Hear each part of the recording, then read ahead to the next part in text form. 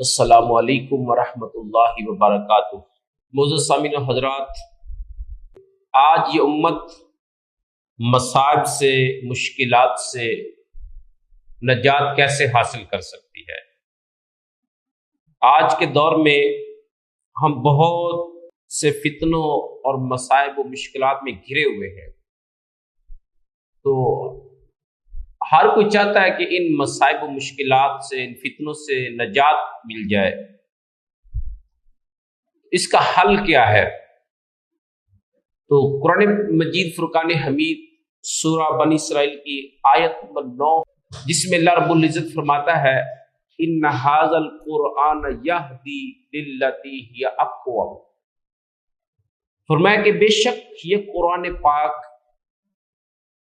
یہدی راستہ دکھاتا ہے، للتی ہی اقوم جو سب سے درست راستہ ہے، سیدھا راستہ ہے، وہ راستہ ہمیں دکھاتا ہے۔ وَيُبَشِّرُ الْمُؤْمِنِينَ الَّذِينَ يَعْمَلُونَ الصَّالِحَاتِ أَنَّ لَهُمْ أَجْرًا كَبِيرًا، اور جو لوگ ایمان لائے ہیں اور نیک عمل کرتے ہیں، مومنین، انہیں خوشخبری سناتا ہے أَنَّ لَهُمْ أَجْرًا كَبِيرًا، کہ بے شک ان کے لیے اللہ نے بہت عظیم اجر تیار کر رکھا ہے، ان کے لیے بہت بڑا اجر ہے ان لوگوں کے لیے کہ جو اس قرآن پہ عمل کرتے ہیں، جو سب سے سیدھی راہ دکھاتا ہے۔ تو اس کے بارے میں حدیث پاک ہے جس کو امام دارمی نے سنن میں نقل کیا، حدیث کا نمبر ہے 3375۔ حضرت علی شیر خدا رضی اللہ تعالیٰ عنہ سے حدیث روایت کرتے ہیں۔ حضرت علی شیر خدا رضی اللہ تعالیٰ عنہ بیان کرتے ہیں کہ نبی کریم صلی اللہ علیہ وسلم نے فرمایا، حضور سے پوچھا گیا، حضور کا فرمان نقل کرتے ہیں حضرت علی شیر خدا رضی اللہ تعالیٰ، یا رسول اللہ صلی اللہ علیہ وسلم، ان امتک ستفتن من بعدک۔ حضرت علی شیر خدا فرماتے ہیں کہ حضور سے سوال کیا گیا کہ یا رسول اللہ صلی اللہ علیہ وسلم، آپ کی وصال مبارک کے بعد آپ کی امت جو ہے وہ بہت سے فتنوں میں مبتلا ہو جائے گی۔ یہ کسی نے سوال کیا تھا آقا علیہ السلام سے، تو پھر حضور سے پوچھا گیا مل مخرج منہا، اب ان فتنوں سے نکلنے کا راستہ کیا ہوگا؟ تو آقا علیہ السلام نے جواب ارشاد فرمایا، الکتاب العزیز الذی لا یأتیہ الباطل من بین یدیہ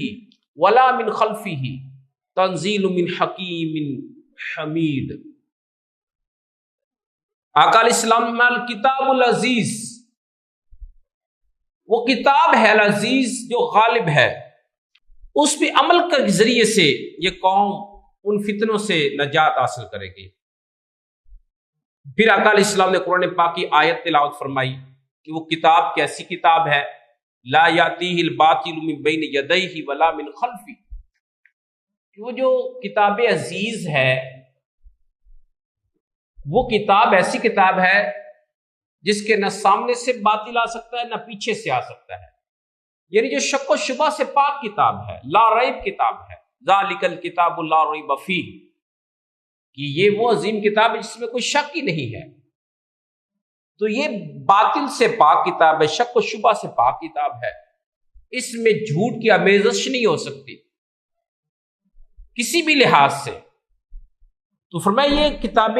عزیز جو ہے اس پہ عمل کے ذریعے سے یہ امت فتنوں سے نجات پائے گی۔ فرمایا کہ تنزیل من حکیم حمید، یہ کتاب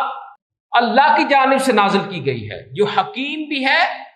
اور قابل تعریف ہے، اس نے اس کتاب کو نازل فرمایا ہے۔ یہ آقا علیہ السلام نے سورہ فصلت کی آیت نمبر 42 تلاوت فرمائی تھی۔ اس کے بعد آگے فرمایا من ابتغى الهدى فی غیرہ فقد اضلہ اللہ، فرمایا کہ جو اس قرآن پاک کو چھوڑ کر کسی اور ذریعے سے رہنمائی لے گا تو فرمایا کہ فقد اضلہ اللہ، اللہ اسے گمراہ کر دے گا۔ یعنی ہدایت کا ذریعہ جو ہے وہ قرآن ہے، سنت ہے نبی صلی اللہ علیہ وسلم کی، اس کے ذریعے سے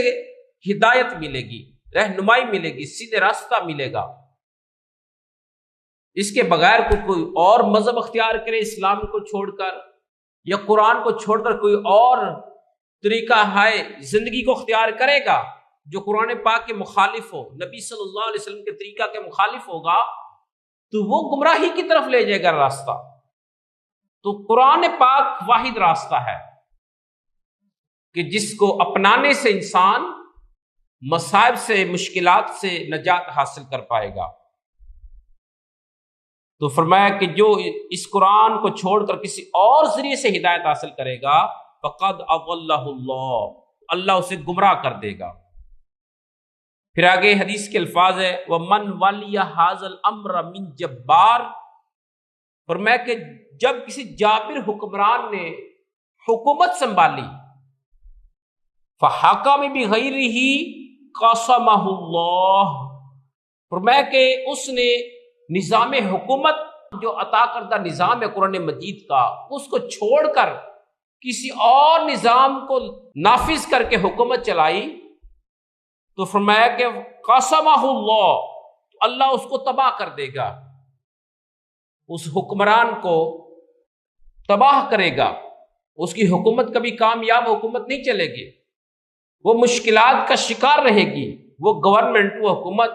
ناکامی کا سامنا کرے گی جو قرآن پاک کا عطا کردہ نظام جو ہے اس کو چھوڑے گی اور کسی اور نظام کو لاگو کرے گی، نافذ کرے گی اور اس کے مطابق اپنا نظام حکومت چلائے گی، تو آقا علیہ السلام نے فرمایا کہ وہ کبھی کامیاب نہیں ہوں گے، وہ ہلاک ہوں گے، وہ تباہ ہوں گے۔ اس لیے اس حدیث کے اندر یہ پیغام ہے آج کے حکمرانوں کو، پوری دنیا کے حکمرانوں کو، کہ اگر وہ اپنی حکومت کی صحیح ڈائریکشن چاہتے ہیں، کامیاب حکومت چاہتے ہیں، لوگوں کی اصلاح صحیح معنوں میں کرنا چاہتے ہیں، تو پھر اس کا ایک ہی راستہ ہے کہ وہ جو قرآن پاک کا عطا کردہ نظام حکومت ہے، نظام زندگی ہے، اس کو نافذ کر دے، اپنی گورنمنٹ کے قوانین جو ہے وہ قرآن کی روشنی میں تشکیل دے، اس کے مطابق عمل کرے۔ ہماری عدالتیں بھی، گورنمنٹ بھی، جتنے بھی ادارے ہیں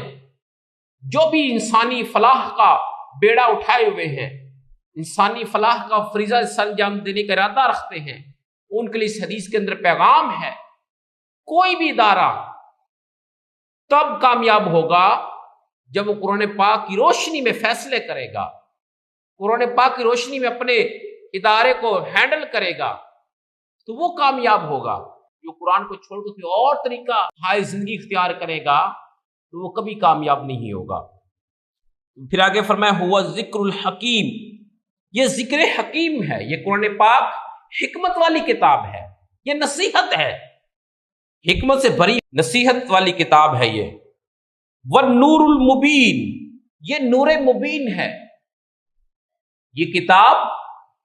بندے کو نور عطا کرتی ہے، اس کے مردہ دل کو زندہ کرتی ہے، اس کی روشنی عطا کرتی ہے، اس کے قلب و باطن کو کا تزکیہ تصفیہ کرتی ہے، تو یہ نور مبین ہے۔ فرمایا والصراط المستقیم، اور یہ صراط مستقیم ہے کتاب، یہ سیدھا راستہ دکھانے والی کتاب ہے۔ یہ حدیث امام دارمی نے اس کو اپنی سنن میں لیا، حدیث کا نمبر 3375۔ اب اس حدیث کے اندر یہ بتایا گیا کہ امت فتنوں سے نجات کیسے حاصل کر پائے گی۔ آج ہم بہت سے فتنوں میں اور مشکلات و مصائب میں گھرے ہوئے ہیں اپنی بدعمالیوں کی وجہ سے، گناہوں کی وجہ سے۔ تو اب نجات کا راستہ کیا ہے کہ ہم قرآن و سنت کا دامن تھام لیں، تو پھر ہمیں ہر فتنے سے نجات حاصل ہوگی، پرامن زندگی،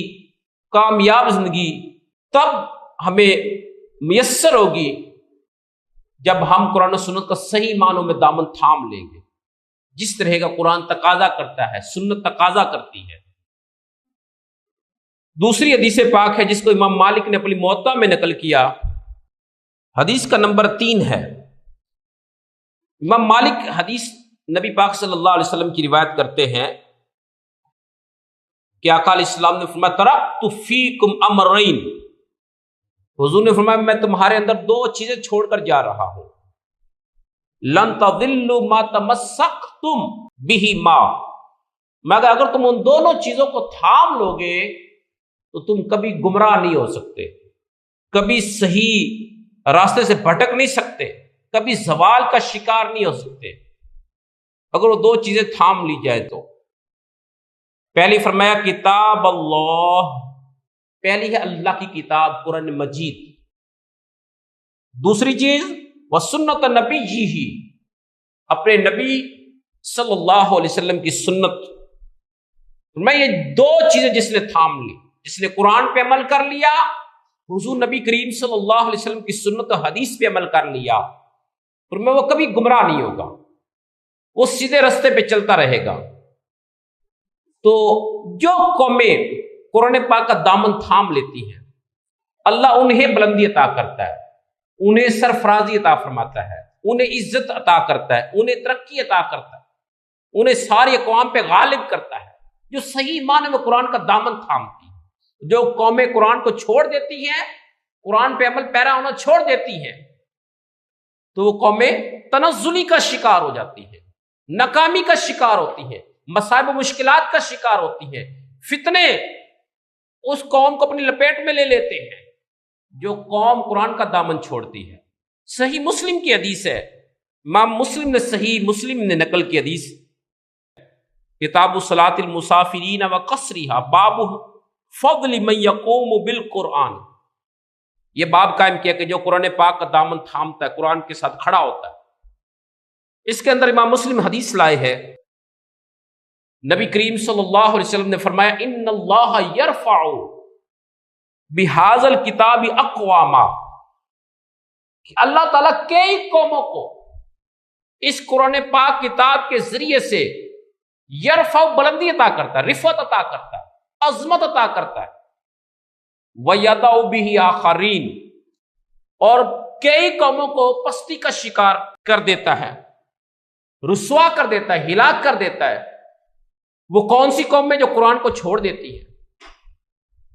اس حدیث میں یہ پیغام دیا گیا ہے کہ جو قومیں قرآن پاک کا دامن تھام لیتی ہیں، قرآن پاک کو اپنا اوڑھنا بچھونا بنا لیتی ہیں، اس کے اوپر عمل کرتی صحیح معنوں میں، تو فرمایا وہ قومیں عزت پاتی ہیں، بلندی پاتی ہیں، عظمت پاتی ہیں، رفعت انہی کو ملتی ہے، ترقی وہی قومیں کرتی ہیں۔ اور جو قومیں قرآن کا دامن چھوڑتی ہیں وہ ذلیل و رسوا ہو جاتی ہیں، وہ قومیں غلام بن جاتی ہیں۔ تین حدیث سے آج ہم نے پڑھی ہے کہ قرآن پاک ساری مشکلات سے نکلنے کا حل ہے، فتنوں سے نجات کا حل ہے۔ اگر آج ہم چاہتے ہیں کہ ہم جن مصائب میں گھرے ہوئے ہیں، مشکلات میں گھرے ہوئے ہیں، مہنگائی میں گھرے ہوئے ہیں، قرآن کا دامن جب تک نہیں تھامے گی گورنمنٹ، پبلک، عوام، یہ جب تک دونوں قرآن پاک کا صحیح معنوں میں دامن نہیں تھامیں گی، نبی پاک علیہ السلام کی عطا کردہ سنت حدیث پہ عمل نہیں کرے گی، اس وقت تک یہ قوم نجات حاصل نہیں کر سکے گی فتنوں سے، مصائب میں مزید گرتی چلی جائے گی، مصائب در مصائب کا شکار ہوتی چلی جائے گی۔ تو اس لیے آج ہمارے پاس وقت ہے کہ اپنے آپ کو بدلیں۔ جب تک اپنے آپ کو بدلیں گے نہیں، اس وقت اللہ بھی ہمیں نہیں بدلے گا۔ ان اللہ لا یغیر ما بقوم حتی یغیروا ما بانفسہم، اللہ اس قوم کو کبھی نہیں بدلتا جو قوم اپنے آپ کو بدلنے کا ارادہ نہیں رکھتی۔ یہ سورہ رعد کے اندر اللہ تعالیٰ فرماتا ہے۔ اس لیے اگر ہم چاہتے ہیں ہمارا مقدر بدلے، ہماری زندگیاں بدل جائیں، قرآن و سنت کا تابع ہو جائیں، فتنوں سے نجات حاصل ہو جائے، تو پھر اس کا ایک ہی حل ہے کہ قرآن و سنت کا صحیح معنوں میں دامن تھام لیا جائے۔ اللہ رب العزت سے دعا ہے کہ اللہ تعالیٰ ہمیں قرآن و سنت پہ اوپر صحیح معنوں میں عمل پیرا ہونے کی توفیق دے۔ وما علیہ الا البلاغ المبین۔